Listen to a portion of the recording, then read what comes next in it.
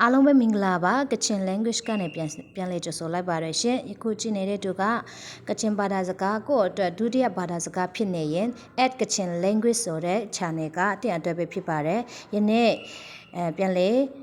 မျှဝေသွားမယ့် topic လေးကကြတော့ opposite word in Kachin ပေါ့နော်ဆင့်ကျင်ဘက်စကားလုံးတွေကိုလေ့လာရအောင်ရှဒွန်ရှင်ဒိုကခုံ opposite word တွေကိုပြောရပေါ့နော်ဆိုတော့ကအဘာအကဘာជីတော့ကအကြအေကជីတေတော့ကအလာဦးဂလူရှေတော့ကအဒါဦးကဒွန်းတူတော့ကအထာအေတကထက်ပူတော့ကအစအေကစီအေတော့ခအာခါဆိုတာအခါအရတော့ကိုပြောတာပေါ့နော်ဒါဝီတွေ့ချိုတော့အရတာကိုပြောတာပါ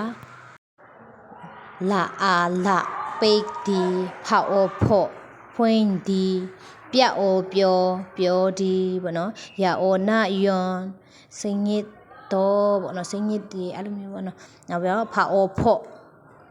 ဖွင့်တယ်ပါတာပတ်ဝန်ပတ်အဲပိတ်ဒီပေါ့နော်လာအထာအလထ upward နော်အပေါ်ဘက်ပေါ့နော်လာအဝဦးလဝ downward အောက်ဘက်ကိုပြောတာပေါ့နော်ပအိုင်ပိုင်ဘေပေါ့နော်ခရာအာခရာညာစာအာနာဆန်တန်ရှင်တော်ဝဝီဝီညပတ်တော်ကအာတအာကတာအသေးမာရှာဤငါရှင်ကအာနာကန်ရှင်ကန်အပြင်ဘက်မှာအပြင်မှာဖရာဤငါဖရင်ပြည့်တာပေါ့ပြောနော်ဆိုပြီးတော့ကအာမအာနာကမန်ဆိုတာ MT ပေါ့နော်ဘာမှမရှိတာကိုပြောတာပါအစားချောင်းတိုလေးကိုလေ့လာရအောင်နော်မာအကဝေမကွီကအောကိုကအဘအကပါအိုင်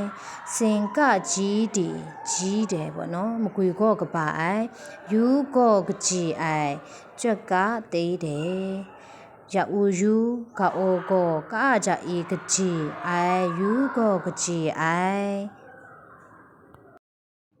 ကျေးဇူးကပါဆိုင် thank you ပါကျေးဇူးတင်ပါတယ်အခုလေ့လာနေတဲ့သူများပို့ပြီးတော့လေ့လာနိုင်ဖို့အတွက် subscribe like and share လေးနဲ့အားပေးတော့ကြပါအောင်နော်ကျေးဇူးတင်ပါတယ်